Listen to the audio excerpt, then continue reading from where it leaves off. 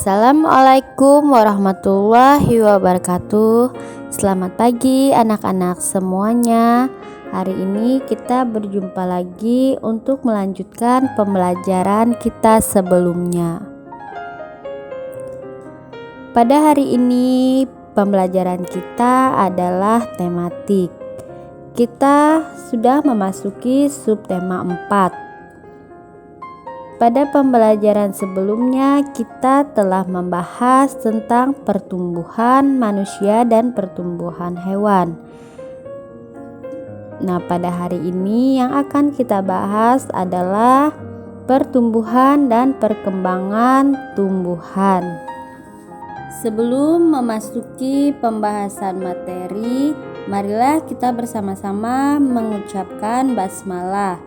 Bismillahirrahmanirrahim. Halaman 74, subtema 4, pertumbuhan dan perkembangan tumbuhan.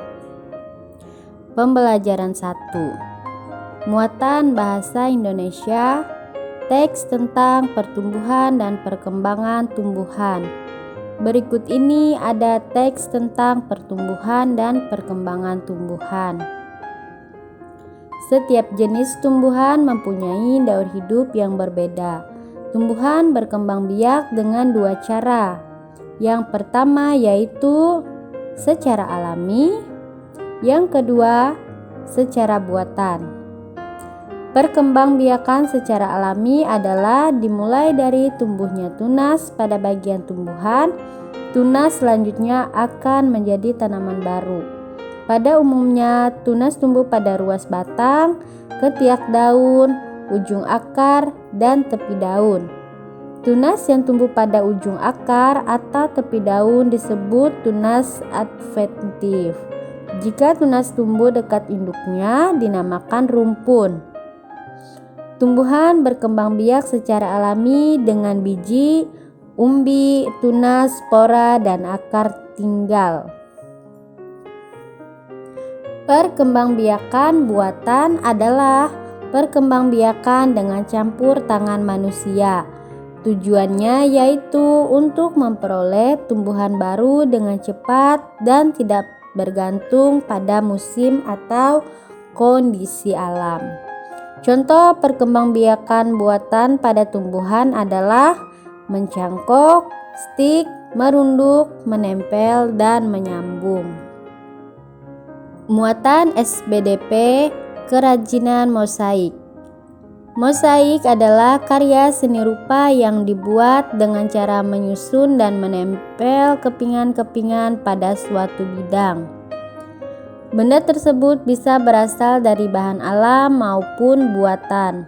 Contoh pada bahan buatan adalah kepingan pecahan keramik, potongan kaca, dan potongan kertas.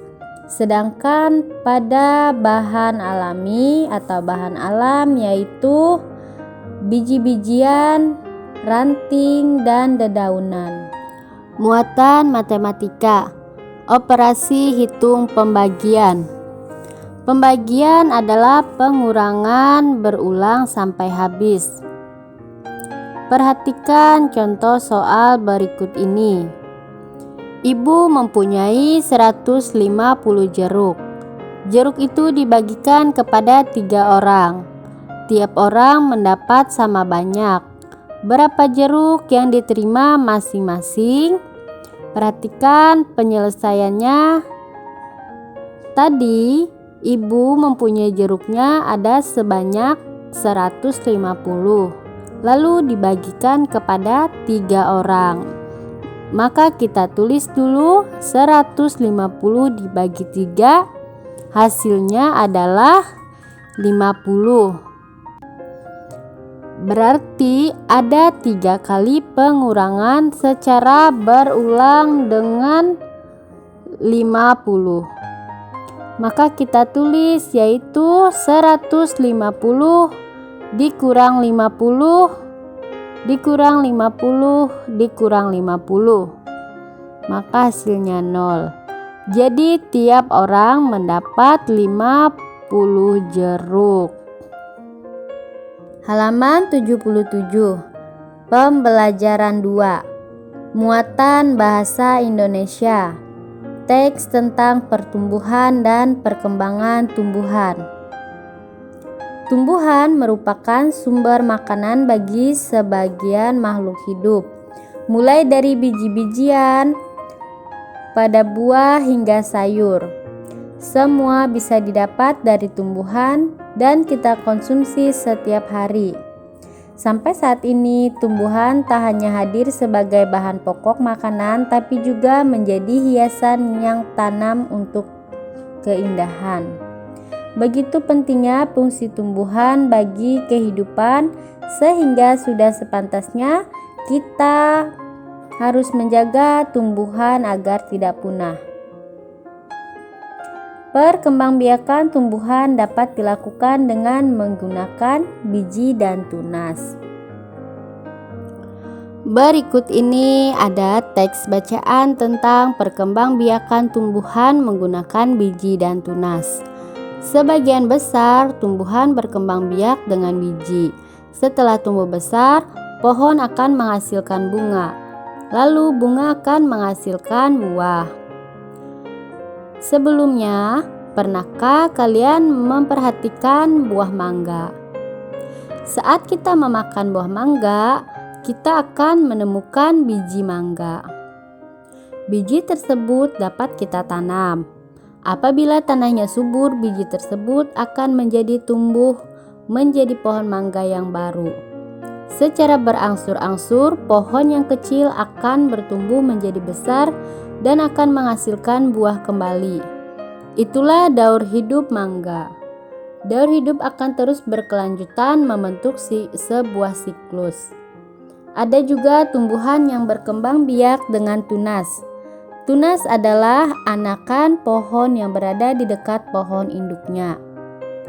Tunas akan bertumbuh menjadi pohon yang besar. Pada tumbuhan bambu dan pisang, tunas tumbuh dari dalam tanah. Pada tumbuhan cocor, bebek, tunas tumbuh di tepi daun yang sudah tua. Muatan PJOK.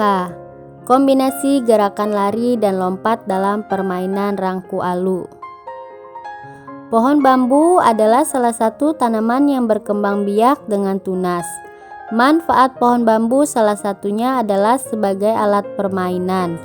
Contoh permainan yang menggunakan bambu adalah rangku alu. Guna memainkan permainan rangku alu, ada beberapa cara yang harus diperhatikan.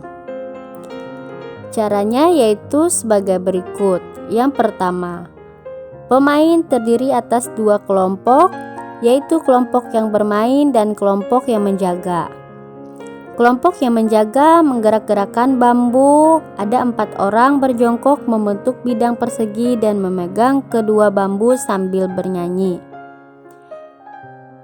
2. Kelompok pemain yang mendapat giliran bermain akan melompat di sela-sela bambu. Mereka harus menghindari jepitan bambu.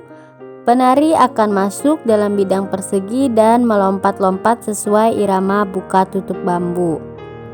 Yang ketiga, ketika bermain, bambu yang digerakkan menghasilkan irama yang berpola. Kamu dapat membuat permainan tersebut lebih menarik lagi dengan bernyanyi bersama-sama mengikuti pola irama suara bambu. Salah satu lagu yang dapat digunakan untuk mengiringi permainan adalah lagu Ampar-Ampar Pisang. Muatan PPKN. Pentingnya kerjasama dalam keberagaman. Hal yang paling penting dalam permainan lompat bambu atau rangku alu adalah kerjasama dan konsentrasi. Hal tersebut merupakan kunci keberhasilan. Masing-masing pemain tidak boleh egois. Apabila para pemain tidak bekerja sama dengan baik, maka permainan ini dapat membahayakan pemain lainnya. Tangan pemegang bambu dan kaki pelompat dapat terjepit bambu kalau tidak adanya kerja sama antara pemain. Agar bisa bermain dengan baik dan kompak, kita harus berkonsentrasi. Cara berkonsentrasi adalah fokus dan tidak melamun.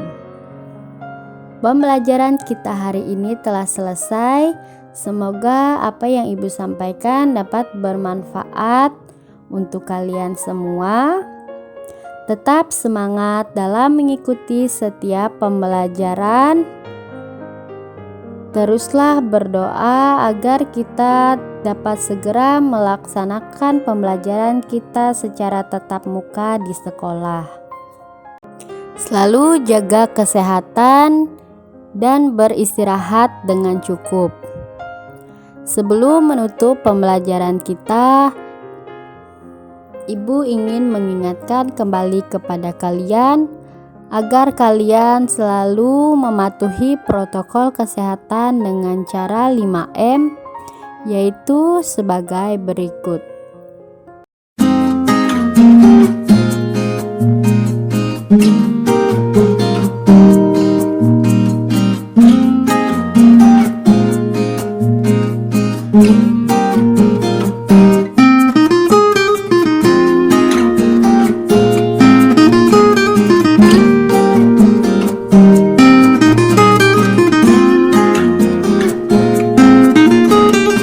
Kita akhiri pembelajaran kita dengan mengucapkan hamdalah.